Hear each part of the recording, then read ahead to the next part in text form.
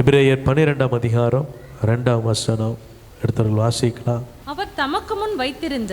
அவர் தமக்கு முன் வைத்திருந்த சந்தோஷத்தின் பொருட்டு அவமானத்தை எண்ணாமல் சிலுவையை சகித்து தேவனுடைய சிங்காசனத்தின் வலது பாரிசத்தில் வீற்றிருக்கிறார். அல்லேலூயா, அல்லேலூயா, ஆமென். வசனத்தை அழகா கவனிங்க. அவர் தமக்கு முன் வைத்திருந்த சந்தோஷத்தின் பொருட்டு, ஆமென். சிலுவையினால் என்னை மீட்பது இயேசுவுக்கு சந்தோஷமாய் இருந்தது, அதிசயம். ஆமென். சிலுவையினால் அவர் என்ன மீட்கிறதுக்கு சந்தோஷமாக இருந்தாராம். அந்த வசனத்துடைய அர்த்தம் அப்படியே தான் விளங்குது. தமக்கு முன் வைத்திருந்த சந்தோஷத்தின் பொருட்டு. நீங்களும் நானும் தான் அந்த சந்தோஷம். அல்லேலூயா. நீங்களும் நானும் ரட்சிக்கப்பட்டு அவர் பிள்ளையாக மாறுவது தான் அவருக்கு சந்தோஷம். அப்படிதானே வேதம் சொல்லுகிறது, ஒரு பாவி மனம் திரும்புவது நிமித்தமாய் பரலோகத்தில் மிகுந்த சந்தோஷம் உண்டாகிறது. ஒரே ஒரு மனிதன். அப்போ ஆண்டவர் சொல்கிறாரு, உங்களை தான் சிலுவையில் அவருக்கு முன்பதாக என்ன செய்தாரா? வைத்திருந்தார். அல்லேலூயா. எனக்கு இந்த செய்தி எடுக்கும்போது ஆச்சரியமாக இருந்துச்சு. மனசு யாரோ ஒரு மேலே என்ன செய்யுது? ஒரு வாஞ்சையாக இருக்குது, யாரோ ஒருத்தர் மேலே விருப்பமாக இருக்குது, அவங்கள எப்படியாவது பார்க்கணுன்னு ஒரு ஏக்கம் என்ன செய்யுது? இருக்குது. அப்போது சிலுவையில் யோசிச்சு பார்க்குறேன். ஆண்டவர் சிலுவையில் தொங்கிட்டு இருக்கிறார். இப்போ அவர் எதை யோசித்திருப்பார்? நான் இப்படியா சிந்தித்தேன், ஏலி ஏலி லமா சபத்தானி, என் தேவனே ஏன் என்னை கைவிட்டீர் அப்படின்னு அவர் என்ன செய்கிறாரு? கூப்பிட்ற. ஒருவேளை ஏசப்பாவை தான் மூஞ்ச எங்கேயாவது தெரியுதா, பிதாவின் முகம் தெரியுதா அப்படின்னு தேடி இருப்பாரோ அப்படின்னு பார்த்தா அது அவ்வளவு முக்கியமாக அவர் தேடின விஷயம் மாதிரி தெரில. ஆனால் அவர் இருதயத்தில் ஒரு சந்தோஷம் உண்டாயிட்டான். தமக்கு முன் வைத்திருந்த உங்களையும் என்னையும் அப்படின்னு ஆண்டவர் சொல்கிறார். அல்லேலூயா. நீங்களும் நானும் அவருக்கு முன்பதாக ரட்சிக்கப்படுகிற ரட்சிப்பின் பாத்திரமாய் காணப்படும் பொழுது அவர் நம்மை சந்தோஷமாக என்ன செய்தாரா? பார்த்தார். அல்லேலூயா. சிலுவையிலேயே 2026 வருஷத்துக்கு முன்னாடியே ஆண்டவர், நீங்கள் இப்படி ஒரு ஸ்தலத்தில் இப்படி ஒரு இடத்துல உக்காந்துருப்பீங்கன்னு அப்போவே பார்த்துட்டார். அல்லேலூயா. நான் ஒருத்தன் செங்கல்பட்டுலேருந்து இங்கே வந்து பேசுவேன்றதையும் அவர் என்ன செஞ்சுருக்கார் பாருங்களேன். அல்லேலூயா. எப்படி ஆண்டவருடைய இருதயம் பாருங்களேன். சிலுவையில் மரண தருவாயில் அவர் உங்களையும் என்னையும் சந்தோஷமாய் பார்த்தாரா? உங்களையும் என்னையும் ரட்சிப்பது அவருக்கு மிகவும் சந்தோஷமாய் இருந்தது. வசனம் அழகாக சொல்லுது. வசனம் வாசிக்க இருதயம் சந்தோஷப்பட்டது. அவர் தமக்கு முன் வைத்திருந்த சந்தோஷத்தின் பொருட்டு. அல்லேலூயா. அந்த அந்த அந்த இடத்துல உங்கள் பேரை வச்சுங்க. அவருக்கு முன்பதாக அவர் என்ன வச்சிருந்ததுனால அவர் அவமானத்தை எண்ணாமல் சிலுவையை சகித்து தேவனுடைய சிங்காசனத்தில் இப்போ என்ன செய்கிறாரு?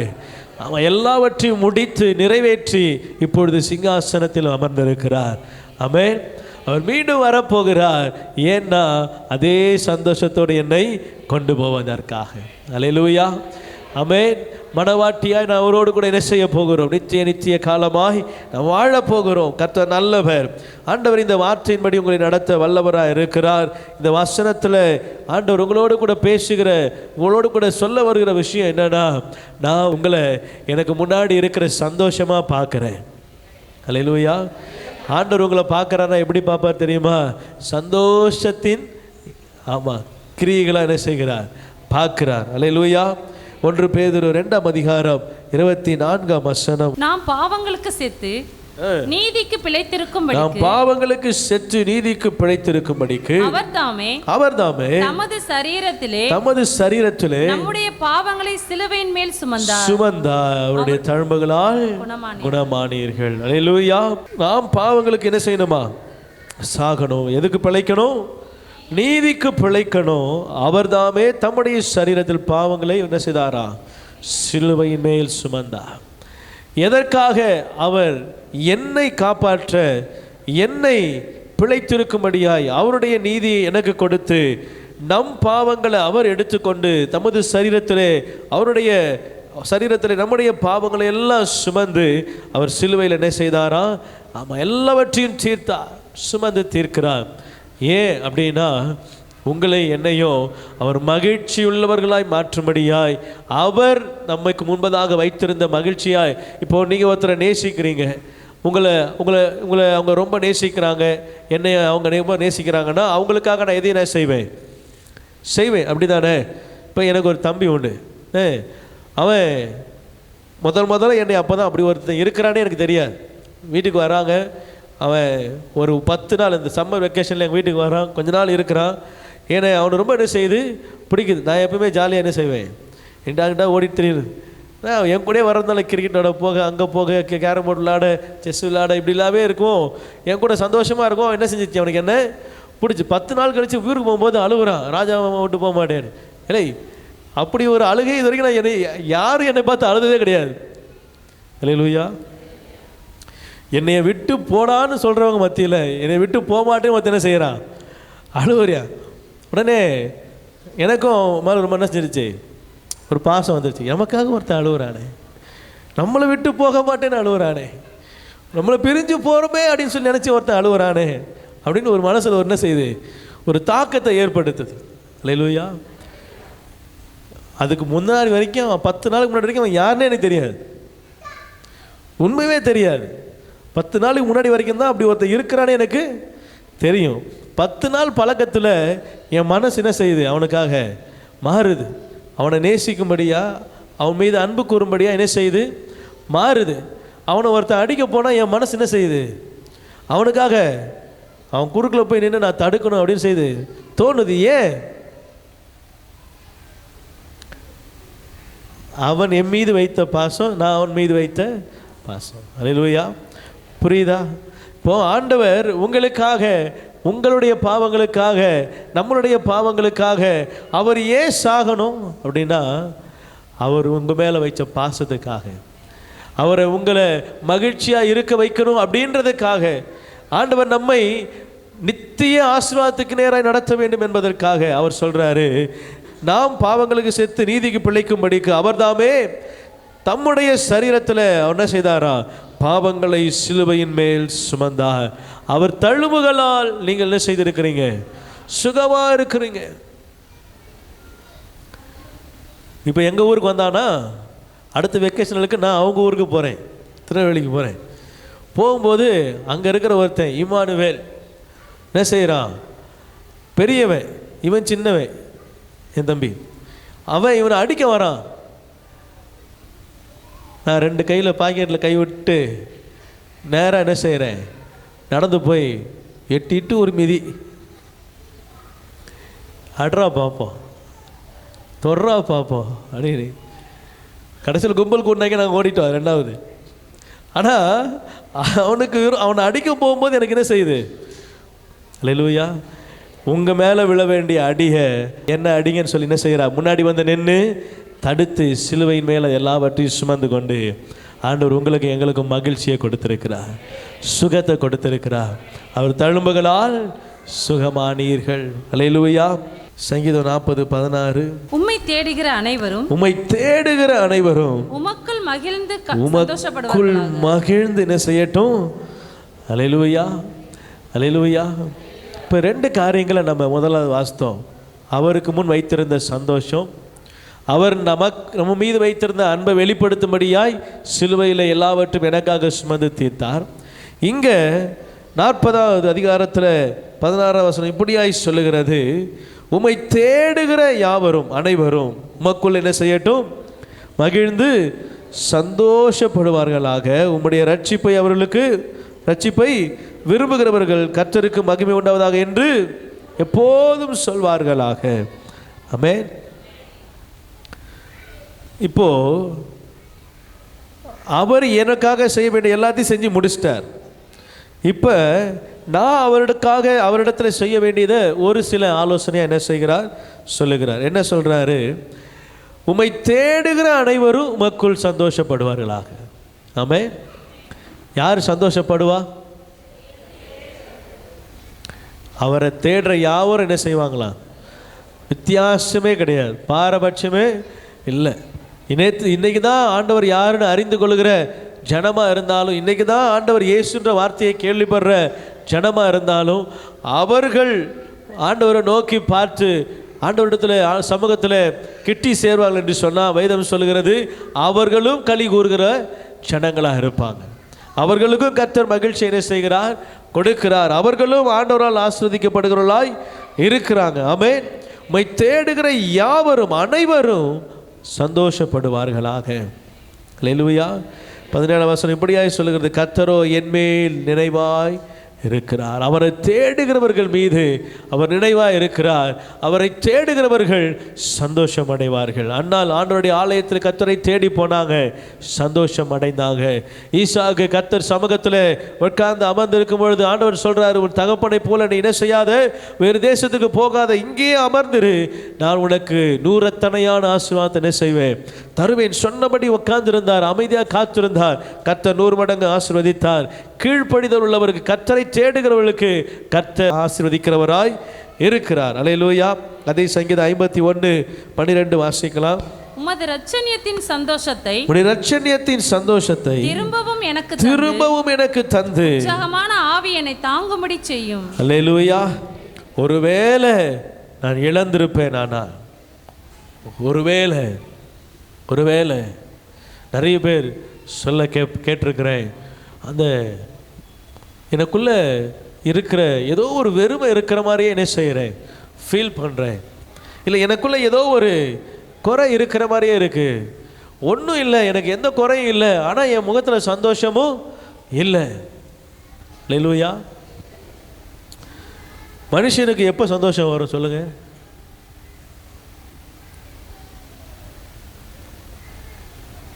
நாங்களாம் மனிதனே இல்லை அப்படின்றீங்களா?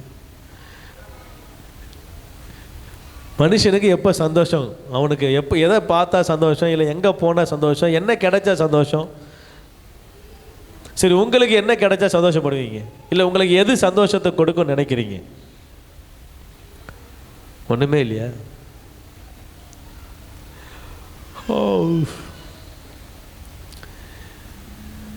ஒருத்தனுக்கு பஸ்ஸில் உட்காந்து போயிட்டே இருந்தானா, யார் பேக்குனே தெரியல, ஒரு பேக் பக்கத்தில் இருந்துச்சான்.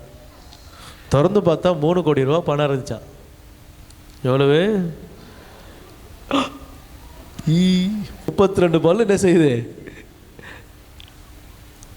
அவனுக்கு எதை பார்த்தா சந்தோஷம்? அல்லேலூயா. உங்களுக்கு வராதோ?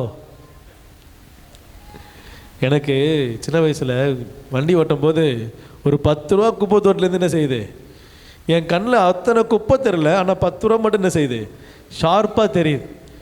நான் அப்படியே சைக்கிள் ஓட்டினாலுமே தவறி விழுகிறவனை போல் விழுந்து குப்பை தொட்டியில் புரண்டு எடுத்து அந்த 10 ரூபா, அப்போல்லாம் 10 ரூபாய்க்கு ஐஸ்கிரீம் வாங்கி சாப்பிட்டா அவங்களாம் பணக்கார வீட்டு பிள்ளை. 10 ரூபா ஐஸ்கிரீம் மொத்தம் வாங்கி சாப்பிட்றான்னா அவன் ராயல் ஃபேமிலி. அப்படி தான் என்ன செய்ய முடியும்? 10 ரூபாய்க்கு அப்போ ஐஸ்கிரீம் வாங்குறாங்களே பெரிய விஷயம். 1 ரூபாய்க்கு நாங்களாம் 50 காசுக்கு ஐஸ் கட்டி மிட்டாய் வாங்கி சீப்பிட்டு இருப்போம். 50 காசு தான் சதுரமாக கொடுப்பாங்க, நல்லா ஃப்ரீசரில் போட்டு கட்டியா 50 பைசாக்கு 2 வாங்கி என்ன செய்வோம், ஆயில் வச்சு நம்ம ஆட்டுக்கு சம்மர் ஃபுல்லாக எங்களுக்கு அதான் வேலை. ஒரு நீட்டாக ஒரு ஐஸ்கிரீம் இருக்கும், கிரேப் ஐஸு, இன்னொன்று இந்த சின்ன ஐஸ், குட்டி ஐஸ். அதுக்கு மீறி நாங்கள் 50 காசு 1 ரூபாய்க்கு மேலே ஐஸ்கிரீம் வாங்கினதே கிடையாது. ஆனால் 10 ரூபாய்க்கு ஐஸ்கிரீம் மொத்தம் வாங்கி சாப்பிட்றான் அப்படின்னு வச்சுக்கிங்களேன், அவனை எல்லாம் ஆண்டு பார்ப்பாங்க. அன்றைக்கி என்னை எல்லோரும் ஆண்டு பார்த்தாங்க. குப்பத்தொட்டிலேருந்து வந்தது அவனுக்கு தெரியுமா? தெரியாது, எனக்கு தான் தெரியும். ஆனால் எனக்கு என்ன பெருமை, 10 ரூபாய்க்கு நம்ம என்ன செய்கிறோம், அப்படி சைக்கிளை ஓரமாக தூக்கி போட்டு, சைக்கிள் 150 ரூபா 200 ரூபா சைக்கிள், அதை எங்கள் அப்பா சைக்கிளை ஓரமாக தூக்கி வச்சுட்டு 10 ரூபா ஐஸ்கிரீம் வாங்கிட்டு ரோடு ஃபுல்லாக நடக்கிறேன். நான் ஐஸ்கிரீம் 10 ரூபா ஐஸ்கிரீம் சாப்பிட்றேன், கப் ஐஸ். அப்போ 10 ரூபா ஐஸ் பெரிய ஐஸ். கவனிங்களே, எனக்கு என்ன சந்தோஷம் அப்போ? அந்த வயசில் எனக்கு அது மிகப்பெரிய சந்தோஷம். 10 ரூபா ஐஸ்கிரீம் வாங்கிட்டேன். ஏ அப்பா, 2 ரூபா கொடுக்க முடியாமல் சைக்கிள் கல்ல உட்கார வச்சிட்டான். 10 ரூபாய்க்கு ஐஸ்கிரீம் சாப்பிட்றேன். எப்படி என் நிலைமையை யோசித்து பாருங்களேன். அவ்வளோ சந்தோஷமாக இருந்தேன். என்ன செஞ்சேன்? ஆமாம், கவனிங்க, ஒவ்வொருத்தருக்கும் ஒவ்வொரு விதத்தில் என்ன செய்யுது? சந்தோஷம் இருக்குது. சிலருக்கு பணத்தை பார்த்தா சந்தோஷம், சிலருக்கு ரொம்ப நாள் கழித்து உறவுகளை பார்க்கும்போது ஒரு விதமான சந்தோஷம், சிலருக்கு தேவைகளில் திடீர்னு சந்திக்கப்பட்ட சந்தோஷம், சிலருக்கு எதிர்பாராத விதமாக உதவி செய்யும்போது ஒரு விதமான சந்தோஷம், நமக்கு ஆண்டவருடைய ஆலயத்துக்கு வருவதிலே சந்தோஷம். ஆண்டவர் சொல்கிறாரு, எல்லாருக்கும் எல்லா விதத்துலேயும் சந்தோஷம் வரலாம், ஆனால் சில நேரங்களில் இந்த சந்தோஷங்கள்லாம் நிலைக்கிறது இல்லை. ஆமென். எதையாவது ஒன்று என்ன செஞ்சுருப்போம், நம்ம சந்தோஷமாக வச்சுருப்போம், ஆனால் அது நிரந்தரம் அல்ல, அது நிரந்தரமாக இருக்கிறது இல்லை. அந்த சந்தோஷத்தை நம்பி அரசனை நம்பி அந்த சந்தோஷத்தை நம்பி ஆண்டவரை விட்டு என்ன செஞ்சுருப்போம், தூர போயிருப்போம். அல்லேலூயா. எனக்கு அன்றைக்கி 10 ரூபா கொடுத்து ஐஸ்கிரீம் வாங்கி கொடுத்து சர்ச்சுக்கு போகாதனா நான் இருந்திருப்பேன். ஏன்? எனக்கு ஐஸ்கிரீம் தான் பெருசு. அப்போ எனக்கு ஆண்டவரை பற்றி அவ்வளோ என்ன செய்யாது, தெரியாது. சில நேரங்களில் ஆண்டவரை அறிந்த பிற்பாடு, ஆண்டவருடைய சமூகத்துக்கு வந்த பிற்பாடு, ஞாயிற்றுக்கிழமை என் இருதயம் ஆலயத்தின் மீது பதிந்த பிற்பாடு 1000 ரூபாய்க்கு ஐஸ்கிரீம் வாங்கி கொடுத்தாலும் என்ன செய்யாது, இருதயம் போகாது. ஏன்? எனக்கு இப்போ எது சந்தோஷம்? ஆண்டவருடைய சமூகம்தான். ஆமென். 1000 நாளை பார்க்கிலும் பிரகாரங்களில் செல்லும். அதை நான் எத்தனையோ முறை அதை நான் தியானிச்சிருக்கிறேன். வசனத்தை வாசித்து எப்படி சம்பந்தமே இருக்காது. ஆகாமிய குடாரங்களில் வாசமாக இருப்பதை பார்க்கலாம், உம்முடைய வாசஸ்தலத்தில் உங்களுடைய ஆலயத்துக்கு போவதே என்ன செய்வேன், தெரிந்து கொள்வேன். அது மட்டும் இல்லை, வாசஸ்தலத்துக்கு உள்ளே கூட வேண்டாம், வாசற்படியில் தங்குற ஒரு நாள் கூட எனக்கு இது போதுமானதாக இருக்குது. என் சந்தோஷமாக இருக்குது. ஆண்டவரே, ஆலயத்துக்கு போவோம் வாருங்கள் என்று சொன்ன உடனே என் இருதயம் சந்தோஷப்பட்டது. அதுக்கு முன்னாடி வரைக்கும் உலகத்துக்குள்ள ஒரு போருக்கு போவோம் வாங்கன்னா அவன் இருதயம் என்ன செய்யும், சந்தோஷமாக இருக்கும். இப்போ எப்போனா ஆலயத்துக்கு போவோம் அப்படின்னு செய்த இருதயம் இயங்குது. ஆமென்.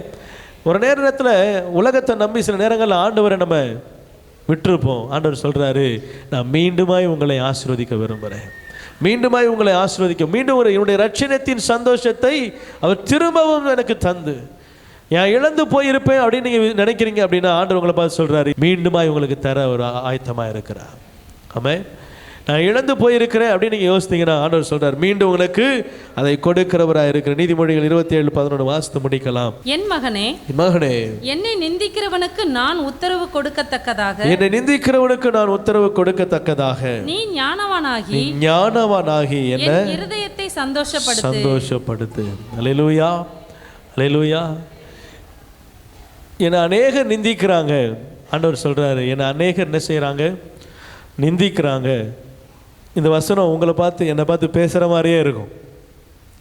அல்லேலூயா. வசனத்தை வாசித்தீங்களா? அதான் ஒருத்தவங்க வாசிக்கிறாங்களே பாஸ்டர், நாங்கள் தான் கேட்குறோமே அப்படின்றீங்களா? வசனத்தை வாசித்தீங்களா? அந்த வசனத்தை வாசிங்களே, ஏசப்பா உங்ககிட்ட நேராக பேசுகிற மாதிரியே இருக்கும். என் மகனே, என் மகளே அப்படின்னு தான் என்ன செய்கிறாரு, ஆரம்பிக்கிறார். அல்லேலூயா. வாசிங்க அந்த வசனத்தை. என் மகனே, என்னை நிந்திக்கிறவனுக்கு நான் உத்தரவு கொடுக்கத்தக்கதாக, என்ன நிந்திக்கிற ஒருத்தனுக்கு நான் உத்தரவு கொடுக்கத்தக்கதாக, நீ ஞானவானாகி என் இருதயத்தை சந்தோஷப்படுத்து, என் இருதயத்தை சந்தோஷப்படுத்து. ஏசப்பா உங்களை பார்த்து பேசுகிற மாதிரி இருக்குதா? என் மகனே, என்னை நிந்திக்கிறவங்களுக்கு நான் பதில் சொல்கிறதுக்கு நீ ஞானவானாகி, ஞானம் எங்கே, ஞானவானா எப்படி மாறுறது? அதுவும் நீதிமொழிகள் தான். நீ வாசித்தீங்கன்னா ஞானத்தை வா என்று, ஆமாம், கீழ்ப்படிதல் ஞானத்தின் ஆரம்பம், நிறைய விஷயம் ஞானத்தை குறித்து நீதிமொழிகளில் பேசப்படுகிறது. அல்லேலூயா. ஆண்டவர் சொல்கிறது கவனிங்களா, அப்படியே வசனத்திலிருந்து வருகிறோம்.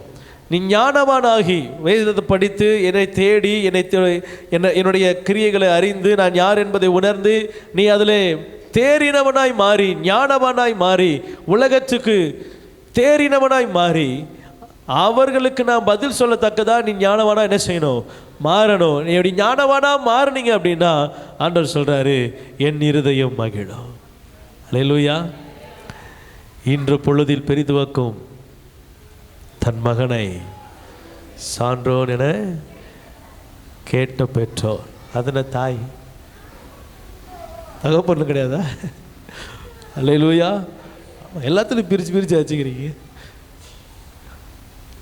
ஒரு பிள்ளைய பெறும்பொழுது இருக்கிற சந்தோஷத்தை விட அவன் நல்லவனாய் வளர்ந்துருக்கிறான் அப்படின்னு ஊர் சொல்லும் பொழுது தான் அந்த தாய்க்கு, அந்த தகப்பனுக்கு சந்தோஷம் அதை விட அதிகமாக இருக்குமா. பெற்றெடுக்கும் போது இந்த சந்தோஷத்தை விட அதிகமான சந்தோஷமாக இருக்குமா. ஆமென். ஆண்டவர் உங்களை என்னை பார்த்து சொல்கிறாரு, நான் உங்களை தாயின் கற்பத்தில் தெரிந்து கொண்டு உங்கள் மீது என்னுடைய கிருபையை இரக்கத்தை ஊற்றி உங்களுக்காக சிலுவையில் இரத்தத்தை ஊற்றி எல்லாவற்றையும் உங்களுக்காக செய்து முடித்தேன். நீங்கள் எப்படி இருக்கணுமா?